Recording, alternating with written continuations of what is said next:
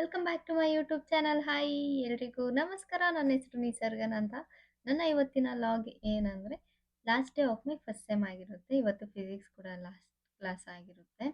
Next ಸೆಮ್ಮಿಂದ schedules ಎಲ್ಲ change ಆಗುತ್ತೆ, new subjects ಎಲ್ಲ ಆ್ಯಡ್ ಆಗುತ್ತೆ. ಆ್ಯಂಡ್ ಇವತ್ತು ಯಾವ ಥರ ಇರುತ್ತೆ ಕ್ಲಾಸಸ್ ಅಂತ ಕೂಡ ನೋಡೋಣ ಬನ್ನಿ. ಟೈಮ್ ಹತ್ತ ಬಂತು, ಸೊ ಅದರಿಂದ ಬೇಗ ಬೇಗ ರೆಡಿಯಾಗಿ ಕಾಲೇಜ್ ಕಡೆಗೆ ಹೋಗಬೇಕು. ಬೆಳಿಗ್ಗೆ ಬೇಗ ಕ್ಲಾಸಿಗೆ ಬಂದೆ. ಇವತ್ತು ಫಿಸಿಕ್ಸ್ ಕ್ಲಾಸ್ ಆಗಿರುತ್ತೆ, ಯಾಕಂದರೆ ಸೆಮ್ ಎಂಡ್ ಆಗ್ತಾ ಇದೆ. ಫಸ್ಟ್ ಸೆಮ್ ಅಷ್ಟೇ ಫಿಸಿಕ್ಸ್ ಇರೋದು ನಮಗೆ. ಅದರಿಂದ ಸರ್ ನೋಟ್ಸ್ ಎಲ್ಲ ಕರೆಕ್ಟ್ ಮಾಡ್ತಿದ್ರು, ಹಾಗೆ ಮಾರ್ಕ್ಸ್ ಕೂಡ ಕೊಡ್ತಿದ್ರು. ಫಿಸಿಕ್ಸ್ ಎಕ್ಸಾಮ್ ಕೂಡ ಇರಲ್ಲ.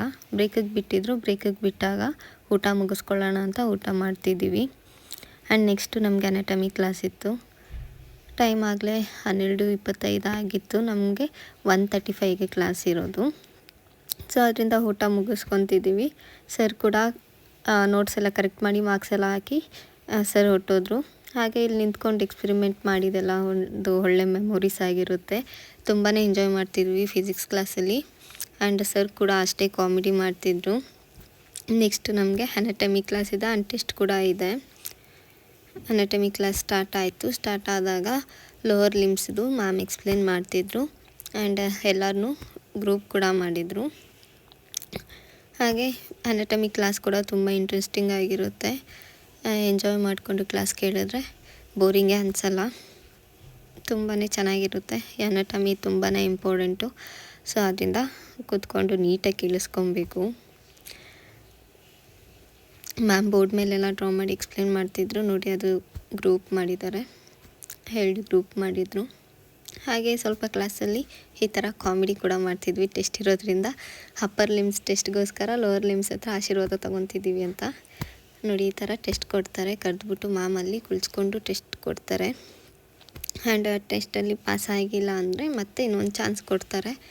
ಚಾನ್ಸ್ ಕೊಟ್ಟರು ಪಾಸ್ ಆಗಿಲ್ಲ ಅಂದರೆ ಏನು ಮಾಡ್ತಾರೋ ಗೊತ್ತಿಲ್ಲ. ಆ್ಯಂಡ್ ಕ್ಲಾಸಸ್ ಎಲ್ಲ ಮುಗೀತು. ಇನ್ನೇನು ಹಾಸ್ಟ್ಲಿಗೆ ಹೋಗೋ ಟೈಮ್ ಬಂತು. ಸೊ ಅದರಿಂದ ಹಾಸ್ಟ್ಲಿಗೆ ಹೋಗ್ತಿದ್ದೀನಿ.